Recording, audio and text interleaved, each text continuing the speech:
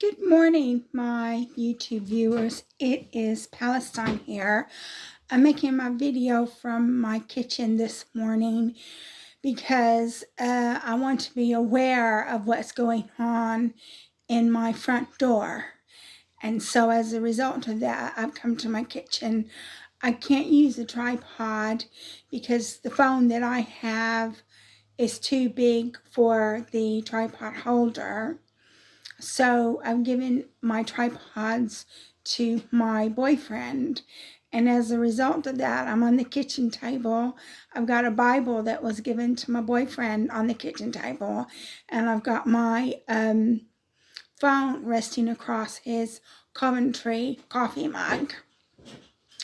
And basically, sorry it's taking me a while to get settled. Basically what I wanted to do in this video is it's a reaction video, and basically it's a reaction video from an article that was written from the Independent on Tuesday, 19 January 2016. And the reason why I'm doing this reaction article is because yesterday I did a reaction article on a Google search that I got, but I thought, well, I wanted to carry on with this because what Foster Wheeler did to me is related to this article. So it just says, Amec Foster Wheeler Chief Samir Brikho exits as board loses faith. And I'm not going to read the whole article because you can look at it yourself. If you just do a search on Samir Brikho, David Cameron, the article will come up on the internet. And there's no point in me reading the article because it will bore you. But one thing interesting about Foster Wheeler was that after the Iraq War, it wasn't the Iran-Iraq War, but it was the Iraq War, Foster Wheeler got a contract in 2004 to try to rebuild Iraq.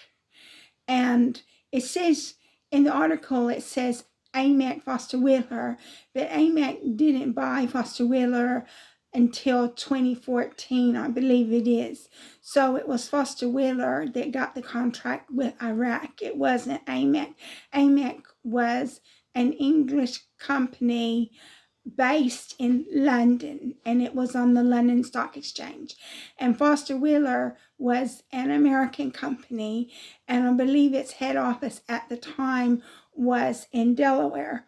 And because it was an American company, it had to comply with the Sarbanes-Oxley Act.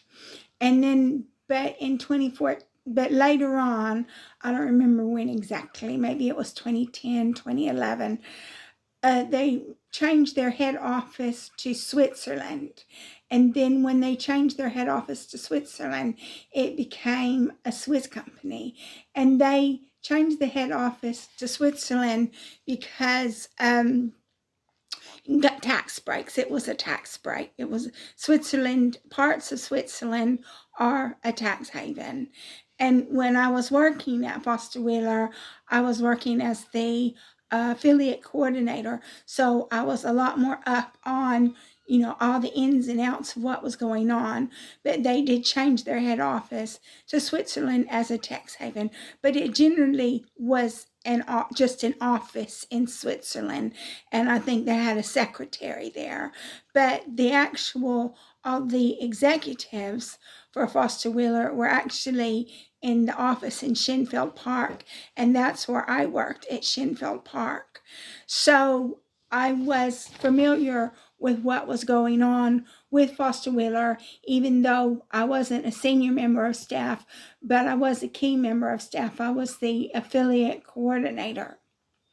So, but this article is just saying the UK engineering group, which helped with the reconstruction of post-war Iraq, has parted ways with its high-profile boss after the board lost confidence in him following a cash squeeze.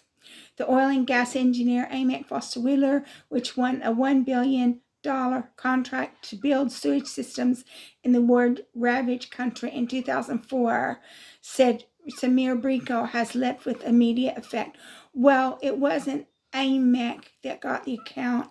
It was Foster Wheeler that got the account. And Foster Wheeler had not been bought by Amec at that time. And Samir Brikho left with immediate effect. And they were going to have the CFO, the Chief Financial Officer, stand in as the CEO of Amec Foster Wheeler, but it said that he was tainted as well because he helped with the acquisition of Foster Wheeler. And since he helped with the acquisition of Foster Wheeler, which caused Amec to go downhill, they said he was tainted as well. But he said that he didn't want to do the CEO job full time. But he probably wouldn't get the CEO job because he was tarnished with the same brush that Samir Brikho was tarnished with.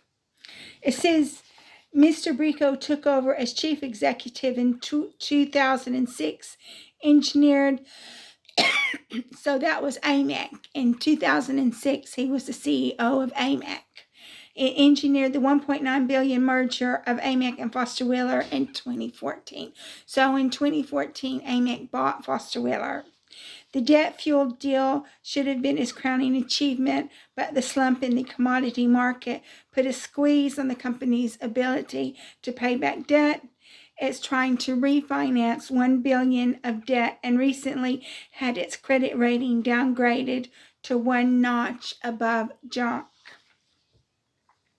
They said that they think that Samir Brikho would have preferred to have stayed at Amec Foster Wheeler, but the board lost confidence in him and he had to leave. And then so it talks more about the refinancing. It talks more about the CFO. And then it said Mr. Brikho, or Samir Brikho, Mr. Brikho was a high-profile business figure who was appointed by Prime Minister David Cameron to be a UK business ambassador during the last Parliament. He regularly attended the annual Finance Jamboree of world leaders in Davos and was due to go this year, but has canceled the trip in the wake of his exit. And so basically, Samir Brikho was in bed with the UK government if he was appointed to be UK business ambassador.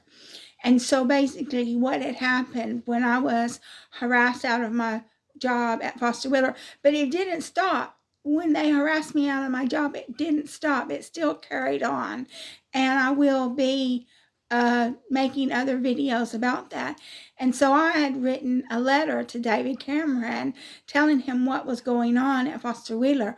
Well, I didn't know that Samir Brikho was a bigwig in UK Parliament, and then he socialized with David Cameron. I didn't know that. And so when I wrote that letter to David Cameron, they had me sectioned. And so basically what happened was because I didn't know just how in bed Amec and Foster Wheeler were with the UK government. But the UK government knew how much in bed Amec and Foster Wheeler were. So they had me sectioned to make it appear that I had a mental illness. And so basically, I got sectioned and I got a diagnosis of a mental illness because of these people. And that's what happened. And I will be making other videos to actually discuss everything that happened in that company. But basically, I was what you would call collateral damage because I was expendable. I was expendable. I was collateral damage. They wrote me nasty letters. These letters have been removed from my apartment and they have been replaced with more moderately worded letters. These letters were very vicious and nasty and brought me to tears. And the intention of the way that they treated me, they couldn't harm me themselves because it may have come back to them. I mean, people may have realized that I was harmed by my employer, or my employer did it through a third party. So one of the things that they tried to do was they tried to get me to harm myself.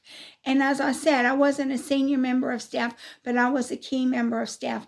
I believe that Foster Wheeler treated me the way they treated me was for financial gain. Now, there's a slight possibility that they were so mentally ill and deranged that they did it for fun. And I'm sure that the other employees of Foster Wheeler who they got to go along with it were so mentally ill and deranged that they did it for fun. But I think that it was a business decision on the management of Foster Wheeler. They decided I was collateral damage. I do believe that they were intending to get something financial out of my demise.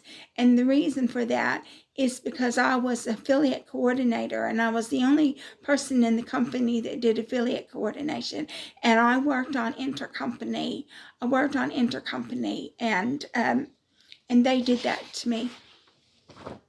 And so that's why I wanted to have this article, because Foster Wheeler has tried to have me arrested one time.